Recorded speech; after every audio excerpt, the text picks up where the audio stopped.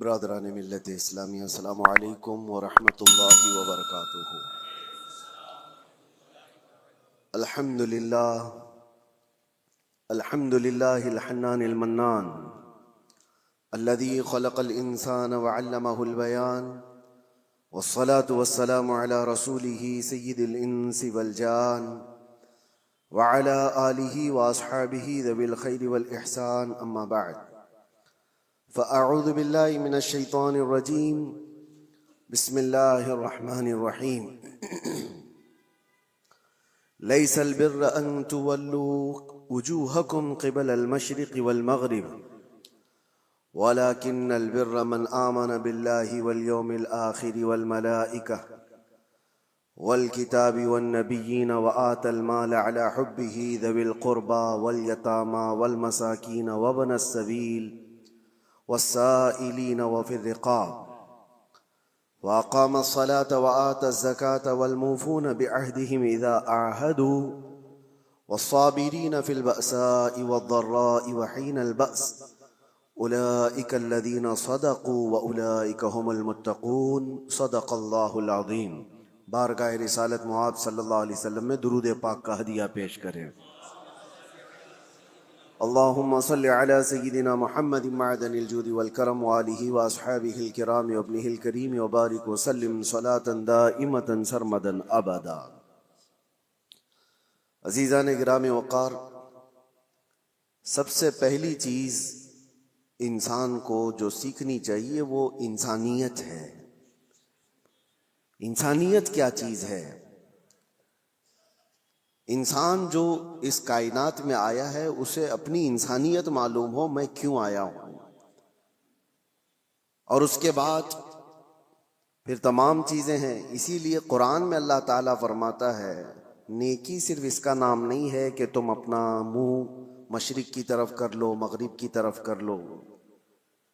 ابھی جو آیت میں نے آپ کے سامنے تلاوت کی ہے سورہ بقرہ کی، رب تعالیٰ فرماتا ہے نیکی صرف اس کا نام نہیں ہے کہ تم پورب کی طرف پچھم کی طرف اپنا چہرہ کر لو، بلکہ نیکی اصل یہ ہے کہ اللہ پر ایمان لاؤ، اس کے فرشتوں پر، اس کے نبیوں پر، اور اس کے بعد رب تعالیٰ فرماتا ہے اپنا مال اللہ کی محبت میں رشتہ داروں کو، مسکینوں کو، یتیموں کو، مسافروں کو دیا کرو۔ ان کے جذبات سمجھنا، یہ انسانیت ہے۔ انسانیت کہتے کسے ہیں؟ انسانیت کہتے ہیں اپنے اندر سے نکل کر کے دوسرے انسانوں کی فیلنگ کو سمجھنا، ورنہ تو پھر وہ سیلفش ہوتا ہے، مطلبی ہوتا ہے، صرف وہ اپنی سہولیات کے لیے دوڑ بھاگ کر رہا ہے تو اسے انسانیت پتہ ہی نہیں ہوتی۔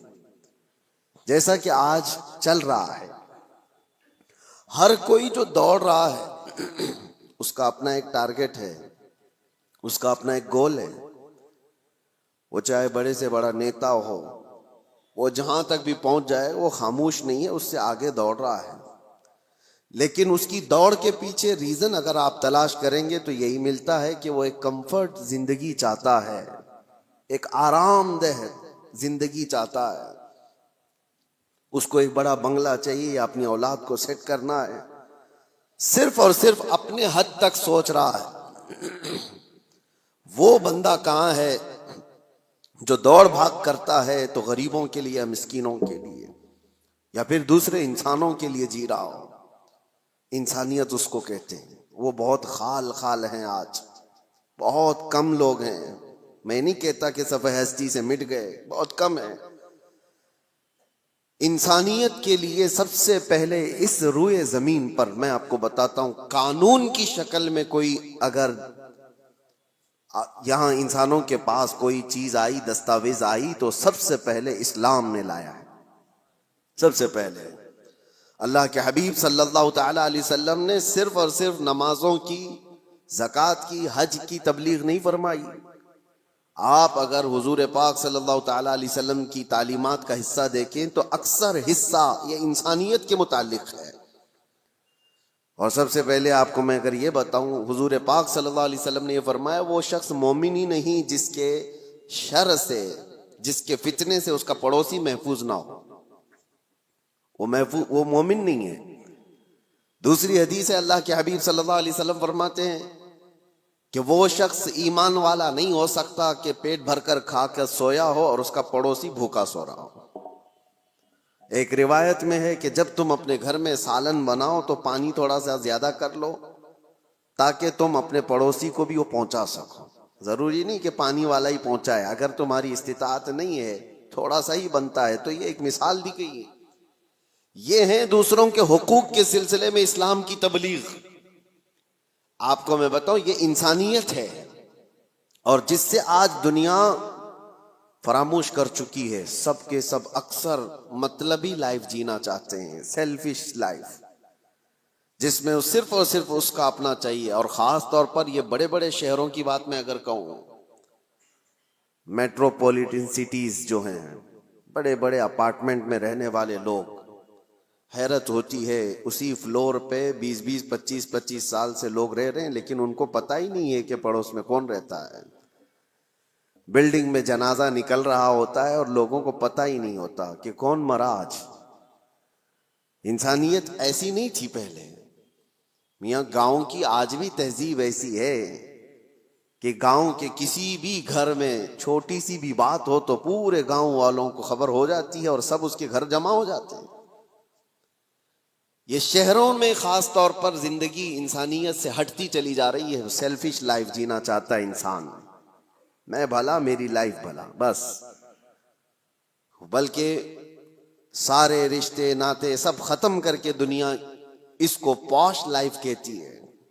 کچھ ایسی سوسائٹیز ہیں جہاں پر گیٹ بھی لگا دیے گئے کہ لوگ آنا جانا نہ رکھیں، کوئی آ نہ سکے ہمارے گھر، اور گھر ایسے بنائے جائیں کہ زیادہ طور پر گھر میں کوئی آ کر کے رہ نہ سکے۔ یہ ساری انسانیت سے گری ہوئی حرکات ہیں۔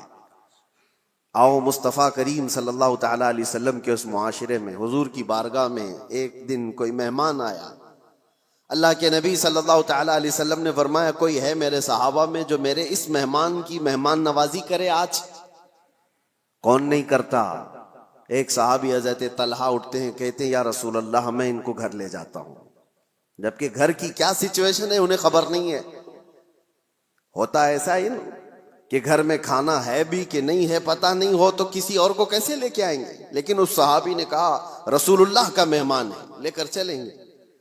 جب گھر لے کر کے آئے تو آج کی بیویاں نہیں تھی جو کوستی کہ آنے سے پہلے اطلاع تو کر دیتے، دودھ چائے کا انتظام تو کر لیتی۔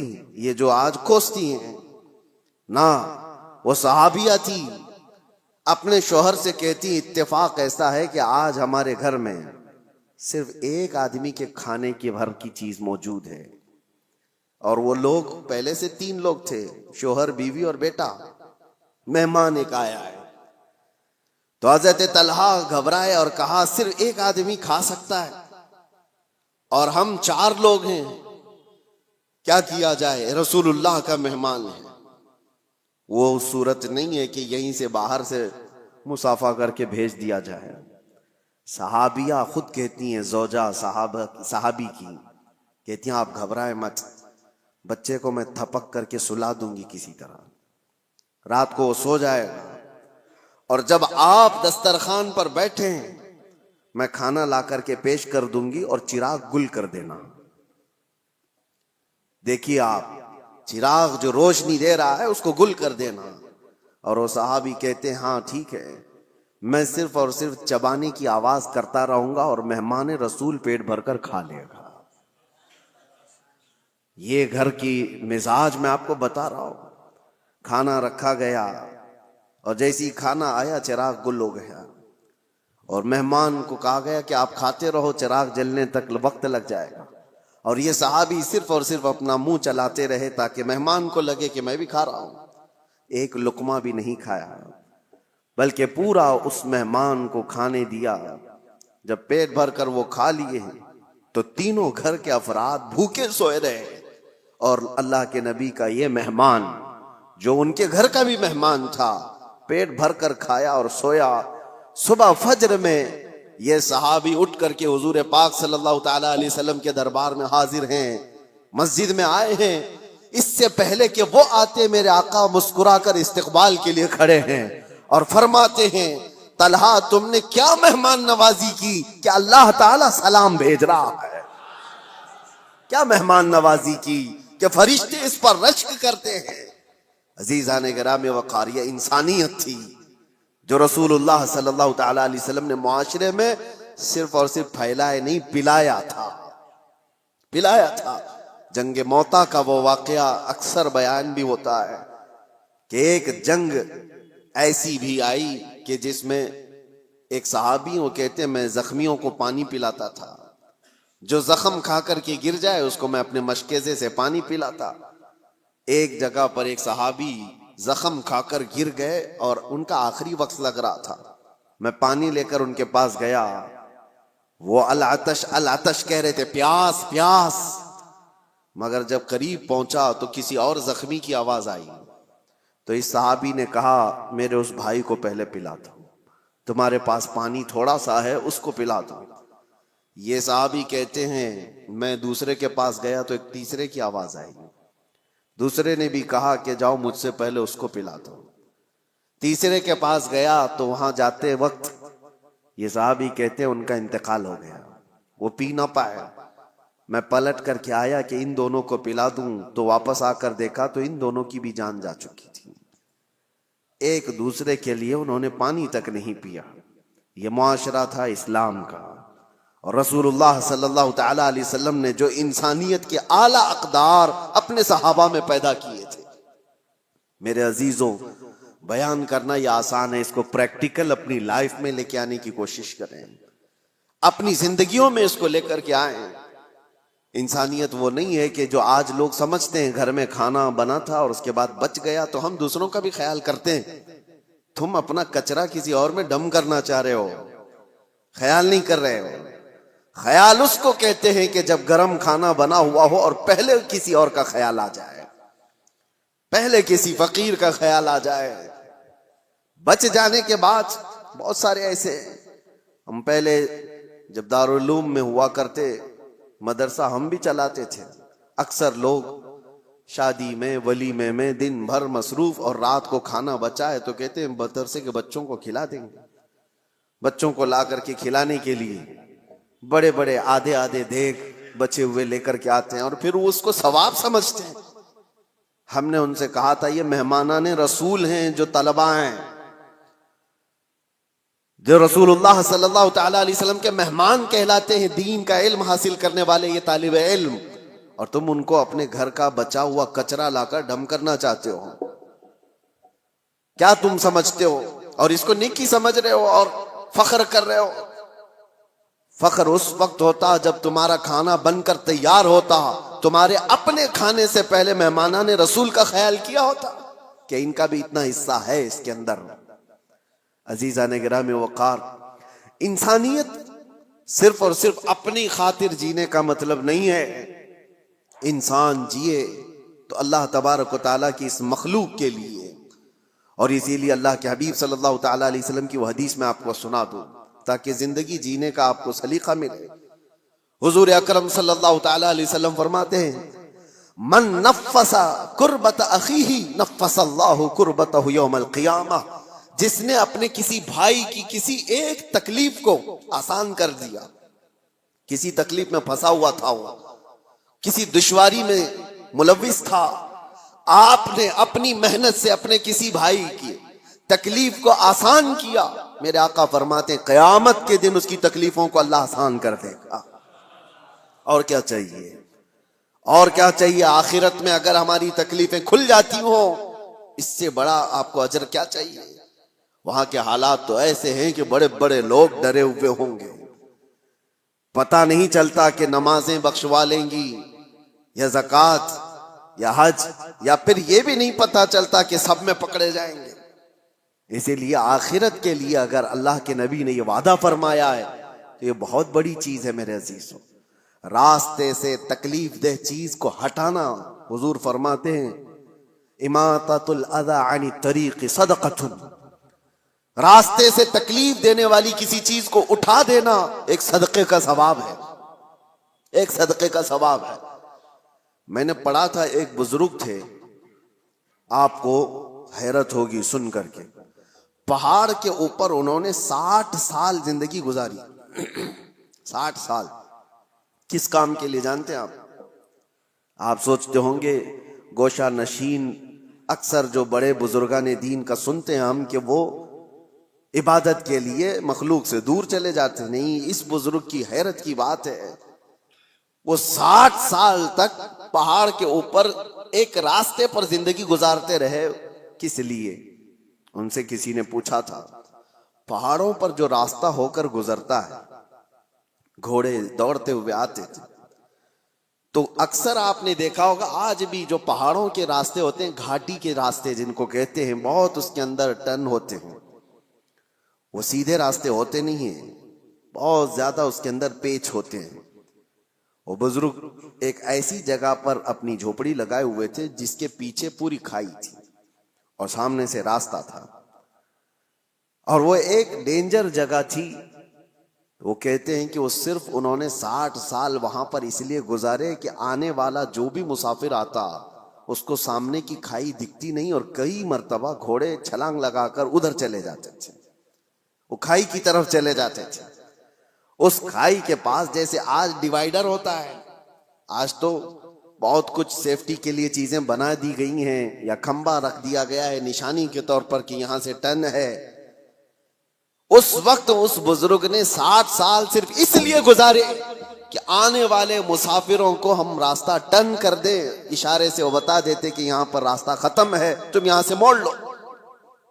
صرف اس کام کے لیے انہوں نے 60 سال گزارے۔ حیرت ہوتی ہے، کچھ وہ لوگ ہیں جنہوں نے اپنی زندگیاں اللہ تبارک و تعالیٰ کی اس مخلوق کے لیے وقف کی، صرف اپنے لیے نہیں جی، اور انسانیت اسی کا نام ہے۔ اور ایک حدیث پاک مسلم شریف کی میں آپ کو سنا دوں، بلکہ یہ صحیح حدیث کئی صحاح میں موجود ہے، بخاری مسلم۔ اللہ کے نبی صلی اللہ تعالی علیہ وسلم ارشاد فرماتے ہیں، المسلم من سلم المسلمون من لسانہ ویدہ، مسلمان تو وہ ہے جس کی زبان سے اور جس کے ہاتھ سے دوسرے لوگ محفوظ رہیں، وہی مسلمان ہے جس کی زبان سے اور جس کے ہاتھ سے دوسرے مسلمان محفوظ رہیں۔ اور جو دوسروں کی ٹانگ کھینچنے میں اپنی زندگی گزار دیتا ہو تو اسے اپنے آپ کا احتساب کرنا چاہیے، وہ مسلمان ہے یا نہیں۔ لوگوں نے آج کیا سمجھ لیا ہے دین کو؟ دین کا مطلب داڑھی رکھ لینا اور ٹوپی پہننا اور جبہ پہننا، مسجدوں میں نظر آنا۔ میں آپ کو بتاتا ہوں، دین کے اگر 2 حصے کیے جائیں نا، عبادات اور معاملات۔ عبادات نماز ہے، روزہ ہے، حج ہے، زکوٰۃ ہے، تسبیح و تحلیل، خیرات، یہ ساری چیزیں عبادات میں آ گئی۔ عبادات کا کتنا % دین میں ہے؟ اور معاملات میں کیا کیا آ گیا؟ معاملات میں سارے حقوق، ماں باپ کے حقوق، بھائیوں کے حقوق، بہنوں کے حقوق، اولاد کے رائٹس، پڑوسیوں کے رائٹس، استاد شاگرد کے، مالک آقا کے، غلام آقا کے، یہ سارے حقوق، بیوی کے حقوق، شوہر کے حقوق، طلاق، عدت، نکاح، خرید و فروخت، بازاروں کے حقوق، یہ سب چیزیں معاملات میں آ گئے۔ ایک حصہ ہے دین کا عبادات اور ایک حصہ ہے معاملات۔ معاملات اور عبادات دین میں کتنے % ہیں آپ کو پتا ہے؟ عبادات کل ملا کر کے 25% ہے اور معاملات 75% ہے۔ دین میں معاملات 75% ہے اور عبادات 25% ہے۔ اور آج لوگ کیا سمجھتے ہیں؟ جو عبادات میں بہت نظر آتا ہے، ارے وہ دیندار آدمی ہے، نمازوں میں، اس کی داڑھی میں، اس کی ٹوپی میں نظر آتا ہے تو وہ دیندار ہے۔ میاں وہ تو صرف 25% کا دیندار ہے، اصل دیندار وہ ہے جو معاملات میں اچھا ہے، معاملات میں پکا ہے۔ یہاں نمازیں بھی پڑھتا ہے اور لوگوں کو دھوکے بھی دیتا ہے۔ کچھ لوگوں نے داڑھی صرف اس لیے رکھی کہ لوگوں کو ٹوپی پہنائے، لوگوں کو دھوکہ دے۔ یہ انسانیت نہیں ہے میرے عزیزوں، وہ غدار ہے۔ اور لوگ جو یہ سمجھتے ہیں کہ لوگ داڑھی والے دھوکہ دیتے ہیں، ایسا نہیں ہے۔ داڑھی والے نہیں دھوکہ دیتے، دھوکہ دینے والا داڑھی رکھ لیتا ہے۔ داڑھی والے چور نہیں ہوتے، بلکہ چور داڑھی رکھ لیتا ہے تاکہ وہ اپنی چوری کو آسانی سے نبھا سکے۔ اس بات کو، فرق کو اب سمجھا کریں۔ اور جس نے اس چیز کو استعمال کیا وہ دنیا میں بھی خائب و خاسر ہے، آخرت میں بھی بہت ذلیل و رسوا ہوگا۔ معاملات میں آپ پکے ہو جائیں، جس کے ساتھ جو بات ہوئی ہے اس کو مکمل رکھیں، باتوں میں ہیرا پھیری نہ ہو۔ جھوٹ بولنا اور دھوکہ دینا، آج جیسے کہ لوگ معاملات میں شک کرنے لگ گئے کہ مسلمانوں کے ساتھ ڈیل کرنا مشکل ہے، کہ پتہ نہیں ہے کب بھاگ جائے، کب دھوکہ دیتے۔ نہیں میرے عزیزو، اللہ کے نبی صلی اللہ تعالی علیہ وسلم نے وہ معاشرہ بنایا تھا جہاں لوگ فخر کرتے تھے مسلمانوں کے ساتھ تجارت کرنے میں، اس لیے کہ دھوکہ اسلام میں جائز نہیں۔ اور ایک بات میں آپ کو بتا دوں، لوگوں نے یہ محسوس کر لیا ہے کہ صرف مسلمان کو دھوکہ نہیں دینا چاہیے، غیر مسلم کو دے سکتے ہیں۔ اسلام کسی بھی انسان کو دھوکہ دینے کی اجازت نہیں دیتا، چاہے وہ ہندو ہو، کرسچن ہو، یہودی ہو، کسی بھی۔ غش جس کو کہتے ہیں، دھوکہ اسلام میں جائز ہی نہیں۔ کسی صاحب نے ہم سے کہا تھا کہ بغیر ٹکٹ کے میں سفر کر لیتا ہوں۔ کہا کیوں؟ کہا وہ ہماری تھوڑی نہ ہے، وہ تو ان کی ہے، حکومت اس کی ہے، اور وہ تو لوٹ کے کھا ہی رہے ہیں۔ میرے عزیزو، چور اگر چوری کر رہا ہے تو تو برابر کی چوری کرے گا، کسی کی بھی ہو، یہ جائز نہیں ہے۔ اسلام میں غش اور دھوکہ کسی طرح سے جائز نہیں۔ کئی ایسے مسائل ہمارے پاس آتے ہیں، جاب کرنے والے بچے نوکریاں کرتے ہیں کمپنیوں میں، ان کے مالک نان مسلم ہیں، کئی مرتبہ وہ یہ پوچھتے ہیں کیا ہم اپنی کچھ چیزیں ان سے چھپا کر کے حاصل کر سکتے ہیں جبکہ وہ غیر مسلم ہیں؟ نہ، جائز نہیں ہے۔ بلکہ وہاں تمہارے لیے اور بڑی ذمہ داری ہو جاتی ہے، اور بڑی ذمہ داری ہو جاتی ہے۔ صرف تمہارے اس کے ساتھ معاملات ہی نہیں ہے، بلکہ اس وقت تم اسلام کے ریپریزنٹیٹیو ہو، وہ تمہارے ذریعے سے اسلام کو دیکھ رہا ہے۔ انگلینڈ میں ایک مسئلہ ایسا پیش آیا تھا، بس کا ایک کنڈکٹر ٹکٹ دیتے دیتے اٹھنی، جس کو وہاں پر پینی کہا جائے، ہاف پاؤنڈ، ہمارے یہاں کی اٹھنی جس طرح سے ہو، 1 روپے کے 2 حصے، ہاف پاؤنڈ ایک بندے کو زیادہ دے دیا اس نے ٹکٹ میں، ٹکٹ کے بچت میں واپس۔ اور اس کے بعد ہو سکتا ہے غلطی سے اس طرح پیسے آ جاتے ہیں، وہ مسلمان تھا، اس نے رکھ لیا، اور اس کو پتا بھی ہے کہ میرے پاس ہاف پاؤنڈ زیادہ آیا ہے، وہ رکھ لیا۔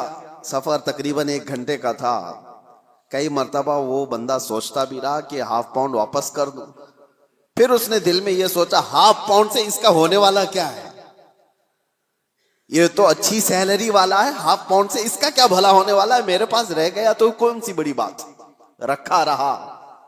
لیکن میرے عزیزو، ایک بات میں آپ کو یہ بھی بتا دوں، بزرگوں نے فرمایا جس کو حلال کھانے کی عادت ہو، اگر غلطی سے کہیں حرام لقمہ اس کے پاس آ جاتا ہے تو غیب سے اللہ تعالیٰ اس کی حفاظت کا انتظام کرتا ہے۔ ہاں، یہ بات یاد رکھنا، آپ حلال کھانے کے عادی ہیں، کبھی حرام لقمہ آپ کے پاس آ گیا تو آپ کے ہاتھوں میں کپ کپی آ جائے یا آپ کے منہ میں متلی آنے لگ جائے، اللہ حفاظت فرماتا ہے، کوئی ذریعہ پیدا کرتا ہے۔ وہ بندہ ہے 1 گھنٹے کے سفر میں کشمکش میں تھا، اخیر میں اترنے سے پہلے اس نے سوچ لیا ہاف پاؤنڈ سے اس کا کچھ نہیں ہوتا تو میرا کون سا ہوتا ہے، میں کیوں رکھوں، میرے لیے کہاں حلال ہے۔ لے جا کر کے اس کنڈکٹر سے اس نے کہا کہ یہ آپ نے مجھے ٹکٹ سے واپس دینے کے وقت زیادہ دیا تھا، یا آپ کے پیسے لے لیجیے۔ اس نے رکھ لیا۔ کنڈکٹر نے کہا غلطی سے نہیں دیا تھا، جان بوجھ کے دیا تھا، غلطی سے نہیں دیا تھا، میں جانتا ہوں تو مسلمان ہے، اور میں پچھلے کئی سالوں سے اسلام کو پڑھ رہا ہوں، اس کی امانتوں کو پڑھ رہا ہوں، اور آج میں دیکھنا چاہتا تھا کیا اسلام کا وہ اثر آج بھی باقی ہے، تو نے واپس کر کے اپنے اسلام کا وہ اثر مجھے دکھا دیا۔ میرے عزیزو، آپ صرف یہ نہ سمجھیں کہ معاملات میں صرف آپ ہیں اور سامنے والا ہے، آپ اسلام کے ترجمان ہیں، اس وقت اسلام کے ایمبیسیڈر ہیں آپ، اس وقت اسلام کے ریپریزنٹیٹیو ہیں، میرے آقا کے اخلاق کے علمبردار ہیں۔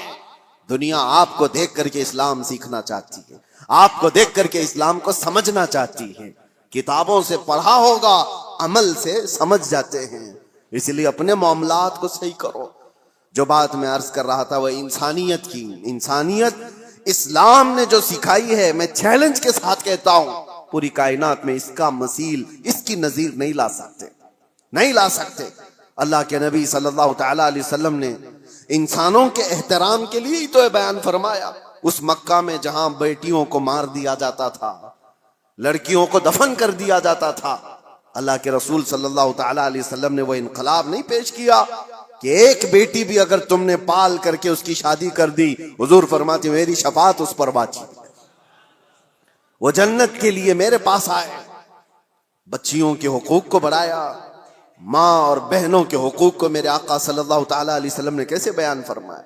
پہلے بہنوں کے حقوق نہیں دیے جاتے تھے، اور شریعت میں آج ان کا حصہ ہے۔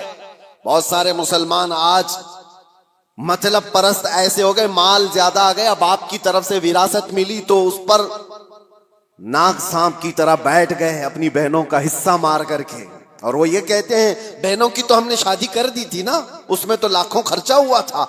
ارے وہ کھانا کھلائی ہوئی چیز کو تم انگلی ڈال کر کے الٹی کروانا چاہتے ہو؟ کسی بہن کی شادی کروانا یہ وراثت کی حصوں میں سے اس کو ڈیڈکٹ نہیں کیا جائے گا، وہ تو تمہارا اخلاقی فریضہ تھا جو تم نے ادا کر دیا، وہ تمہاری اخلاقی ذمہ داری تھی جو تم نے ادا کیا۔ بہنوں کا حصہ ماں باپ کی وراثت میں سے جتنا قرآن نے بتایا ہے اتنا دو، ورنہ قیامت کے دن ایک بالشت زمین کے بدلے 7 زمین و آسمان کا توق بنا کر اس کے گلے میں ڈالا جائے گا، وہ اٹھا نہیں پائے گا، اور بہت بڑے عذاب میں مبتلا ہوگا آخرت میں، بہت بڑے عذاب میں۔ تم کتنے دن کے لیے حاصل کر رہے ہو بہنوں کے حقوق مار کر کے؟ لوگ یہ سوچتے ہیں، اور ویسی ہی باپ جب مرا ہوتا ہے تمہاری بھی عمر 40 کے آس پاس ہو رہی ہوتی ہے اکثر۔ بچے کتنے تمہاری زندگی کے؟ 15-20 سال۔ ان 15-20 سالوں میں اپنی بہنوں کے حقوق لے کر بیٹھ جاتے ہو، کیا تمہارا حاصل ہوا آخرت کے عذاب کے علاوہ؟ اللہ تعالیٰ نے قرآن میں جو بیان فرمایا اس کو پورا ادا کرو۔ لوگ یہ سمجھ بیٹھے کہ جس کا جتنا آ جائے وہ ہمارا ہے، یہ اسلام نہیں ہے۔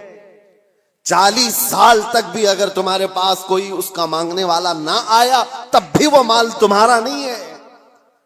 حدیث پاک ہے، میں آپ کو صرف اور صرف اس کی ایک جھلک بتا دوں۔ حضور پاک صلی اللہ تعالی علیہ وسلم نے فرمایا کہ بنی اسرائیل کا ایک شخص، بنی اسرائیل میں 3 لوگ ایسے تھے جو ایک پہاڑ کی چٹان کھسک آنے کی وجہ سے غار میں پھنس گئے۔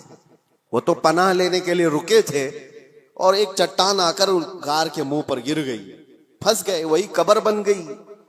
رونے لگے، گڑ گڑانے لگے، کوئی ان کے پاس آسرا نہیں تھا کہ نکل جائیں۔ تینوں نے یہ طے کیا کہ ہم دعا کرتے ہیں اللہ کی بارگاہ میں، ہو سکتا ہے اللہ تبارک و تعالیٰ دعاؤں کے ذریعے سے اس پہاڑ کی چٹان کو ہٹا دے۔ تو تینوں نے کہا اپنی اپنی نیکیاں یاد کرو جو زندگیوں میں کی گئی تھی۔ یہ صحیح حدیث ہے، میں آپ کو بتا رہا ہوں کون سی چیزیں اللہ کی بارگاہ میں مقبول ہیں۔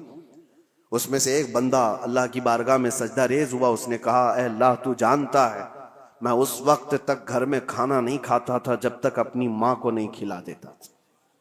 اس کی بوڑھی ماں تھی، ایک رات وہ آیا اور بچے بھوکے تھے، اس وقت بچے باپ سے لپٹ گئے کھانے کے لیے۔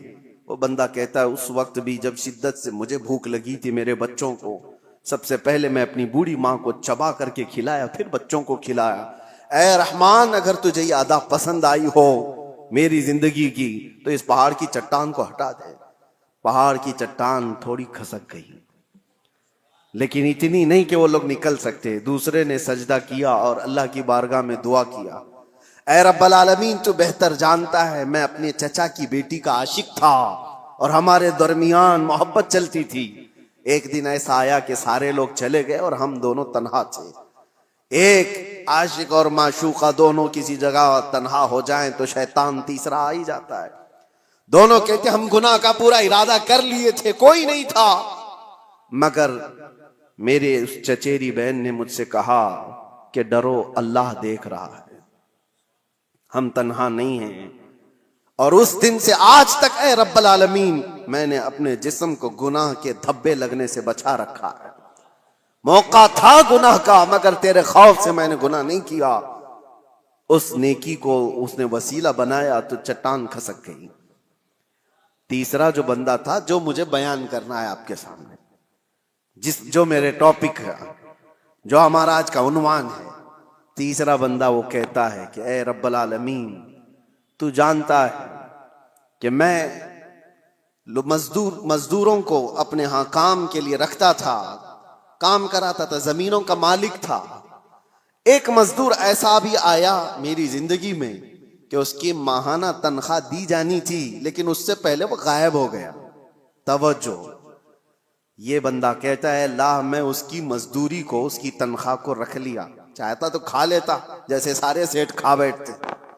جتنے بھی مزدوروں کی تنخواہ ہیں کاٹ لی جاتی ہے چھوٹی چھوٹی باتوں پر، اور جبکہ ان کو پتہ نہیں ہے۔ مسلمان اگر ہو تو توجہ، میرے آقا صلی اللہ علیہ وسلم کا فرمان ہے مزدور کا پسینہ سوکھنے سے پہلے اس کی مزدوری ادا کر دو، اللہ کو یہ پسند ہے۔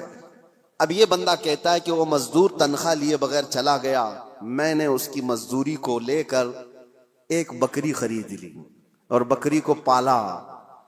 رب تبارک و تعالیٰ کی بارگاہ میں وہ کہہ رہا ہے بکری کو پالا، بکری نے بچے دیے، اور پھر اس میں برکت اتنی ہوتی گئی، سالوں بیت گئے، بکریوں سے بکریاں، بکریوں سے بکریاں اتنی بڑھ گئی کہ وہ ریوڑ ہو گیا، بلکہ ایک میدان میں بھی وہ بھر نہیں پاتی تھیں۔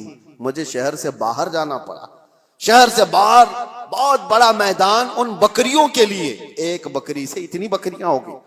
اور یہ بھی بات بتا دوں، میرے آقا نے فرمایا بکری میں برکت ہے، سارے جانوروں میں بکری میں اللہ نے برکت رکھی ہے، اور اتنی زیادہ بکریاں ہو گئی لیکن اس میں سے ایک بکری بھی نہ اس نے بیچا، نہ کھایا، نہ استعمال کیا۔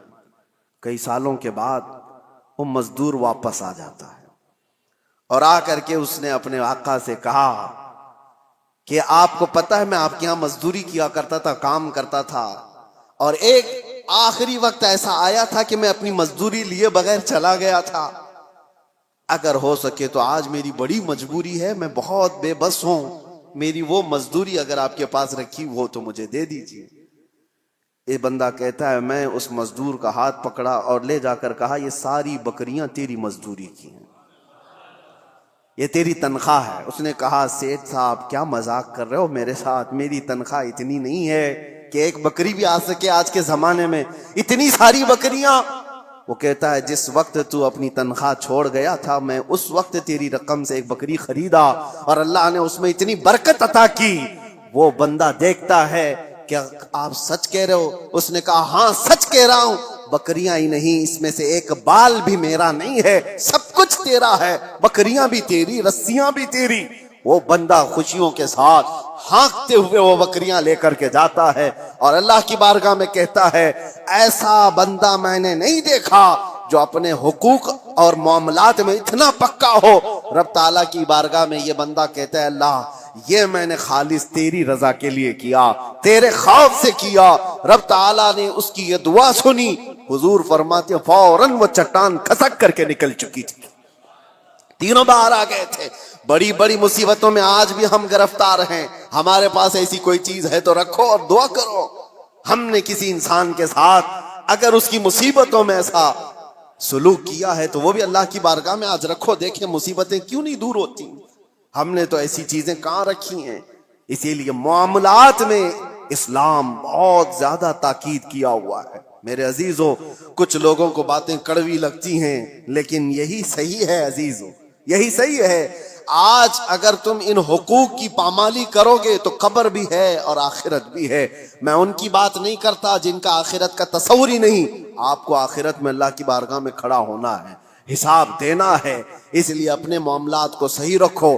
ایک لقمہ بھی بلکہ ایک جنازہ میرے آقا کی بارگاہ میں ایسا آیا تھا، صحابہ کھڑے ہیں، صفے لگائے ہوئے ہیں، حضور نے پوچھا اس مرے ہوئے آدمی پر کسی کا کوئی قرضہ باقی ہے؟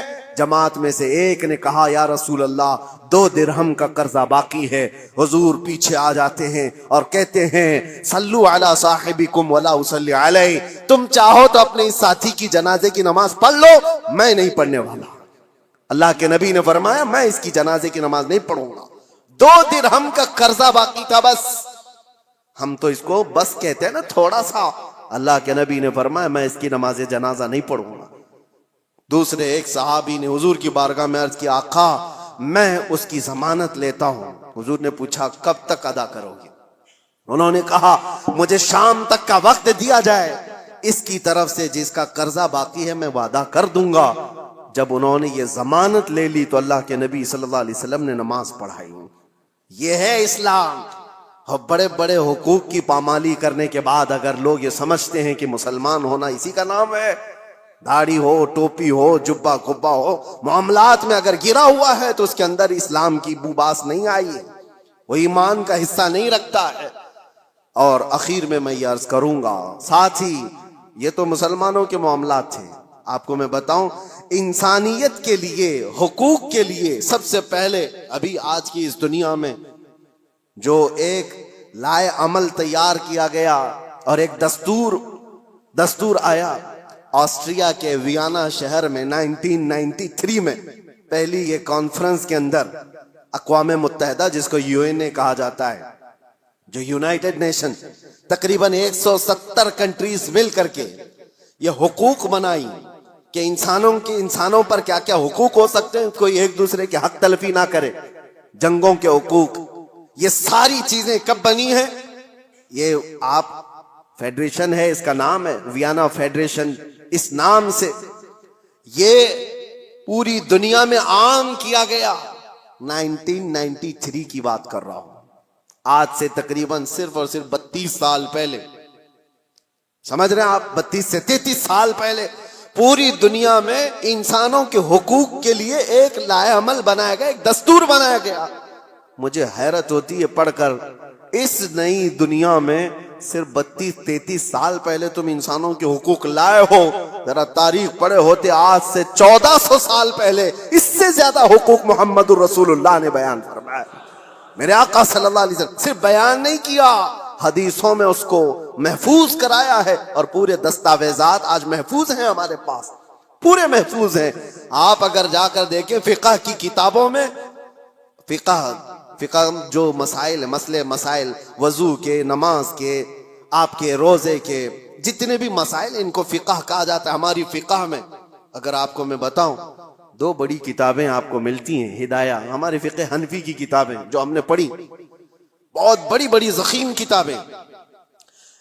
ایک کتاب کے اندر وضو سے لے کر کے نماز, روزہ, حج, زکوٰۃ سارے مسائل آ گئے. اور دوسری ایک پوری جلد ہے جس میں صرف اور صرف خرید و فروخت کے مسئلے ہیں, صرف اور صرف معاملات. سب جو میں نے ابھی بیان کیا آپ کو میں بتا رہا ہوں اسی لیے کہ اتنے محفوظ دستاویزات حقوق کے لیے کسی کے ہاں نہیں ہیں.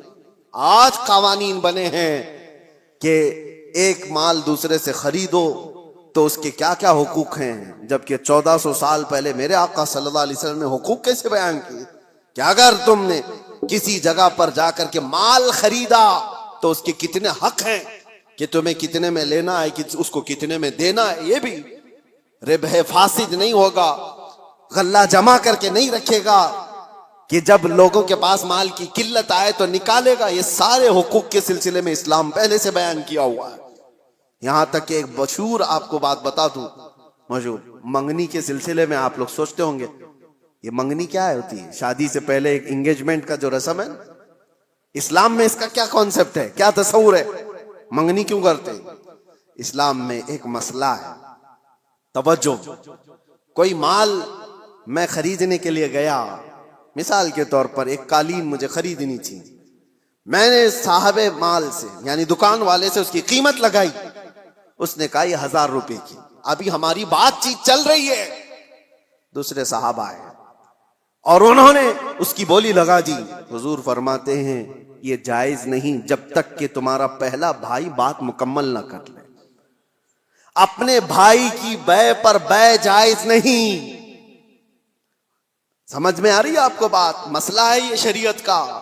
میں اگر خرید رہا ہوں تو دوسرا اس میں گھس کر کے نہ خریدی کی بات نہ کرے جب تک میری ڈیل مکمل نہیں ہو جاتی. یا تو میں چھوڑ دوں یا تو میں لے لوں، نکل جاؤں، اس کے بعد دوسرے کا حق ہے. یہ اسلام کا مسئلہ ہے. یہی کانسیپٹ ہے منگنی کا. منگنی کیوں کی جاتی ہے؟ کسی لڑکی کو آپ نے دیکھا، پیغام نکاح بھیج دیا اور لڑکی نے قبول کر لیا، شادی ابھی نہیں ہوئی، اور یہ اعلان کیا جا رہا ہے. اللہ کے نبی صلی اللہ علیہ وسلم نے فرمایا تمہارے بھائی نے کسی لڑکی کو نکاح کا پیغام بھیج دیا ہے تو اپنے بھائی کے پیغام پر پھر کوئی دوسرا آدمی پیغام بھیج نہیں سکتا، حرام ہے اس کے لیے. اب وہ اس کو پوچھ نہیں سکتا، کیونکہ جب تک ان کی ڈیل مکمل نہ ہو جائے، یا تو ٹوٹ جائے، ختم ہو گئی کہ نہیں کرنا ہے شادی، تو اس کے بعد نئے سرے سے اگر کوئی چاہے تو پھر اس کے پاس پیغام نکاح بھیج سکتا ہے. ورنہ جب تک کوئی مسلمان کسی عورت کے نکاح کے پیغام بھیجا ہوا ہے اس وقت تک دوسرا کوئی اس کو پیغام نکاح نہیں بھیج سکتا. یہ ہے حقوق اسلام میں، اتنا زیادہ محفوظ رکھا گیا ہے. حیرت کی بات یہ ہے کہ مسلمان آج کم علم ہو گئے، جاہل ہو گئے، پڑھتے نہیں ہیں. ورنہ تمہارے دین میں اللہ تعالیٰ نے کوئی کمی نہیں رکھی، کوئی ایک ادنا سا شائبہ بھی نہیں ہے. یہ وہ دین ہے جس کی شروعات ہوتی ہے الف لام میم ذالک الکتاب لا ریب فیہ. یہ وہ عظمت والی کتاب ہے جس میں شک کی گنجائش ہی نہیں. آؤ میرے عزیزو، مصطفیٰ کریم صلی اللہ تعالیٰ علیہ وسلم کے قدموں میں اس دین سے بہتر دستور تمہیں کائنات میں کہیں نہیں ملے گا، اس سے بہتر زندگی تمہیں کہیں نہیں ملے گی. جانوروں والی زندگی یہاں نہیں ہے جو انسان کو آج فیشن کے نام پر اٹھا کر کے بازار کی زینت بنایا گیا ہے، بلکہ یہاں میں سچ بتاؤں لوگوں نے میٹل تو بنا کر ترقی کی ہوگی، ایروپلین تک بنایا ہوگا، کمپیوٹر بنایا ہوگا، موبائل بنایا ہوگا، لیکن مدینے کے تاجدار نے انسان بنائے ہیں، انسان بنائے ہیں. اور انسان بنانا کائنات کا یہ سب سے بڑا چیلنج ہے. میٹل سے تو کچھ بھی بنا لو گے لیکن انسان کے اندر انسانیت ڈال کر اس کو اعلیٰ بنا دو، یہ بہت بڑے کمال کی بات ہے. اور یہ بات کہیں ملتی ہے امریکہ میں، یو کے میں، کہیں پر بھی جاؤ ان سے پوچھو بنے ہوئے انسان کہاں ہیں، ان کے پاس میٹل کی ترقیاں بہت ہیں، روح سے پرمغز کوئی انسان نہیں ملتا. ہاں انسان اگر کہیں بنائے گئے ہیں تو وہ تاجدار مدینہ کے دربار میں ابو بکر آئے تھے تو صدیق بنائے گئے ہیں، عمر آئے تھے تو فاروق بنائے گئے ہیں، عثمان آئے ذوالنورین بنائے گئے، علی آئے تھے 9 سال کی عمر میں، میرے مصطفیٰ نے حیدر کرار بنا کر بھیجا ہے. انسان بنائے گئے ہیں. اپنے آپ کو بھی انسان بناؤ تو آؤ میرے مصطفیٰ کریم کے قدموں میں اٹھو، قوت عشق سے ہر پست کو بالا کر دو، دہر میں نام محمد سے اجالا کر دو. وآخر دعوانا الحمدللہ رب العالمین.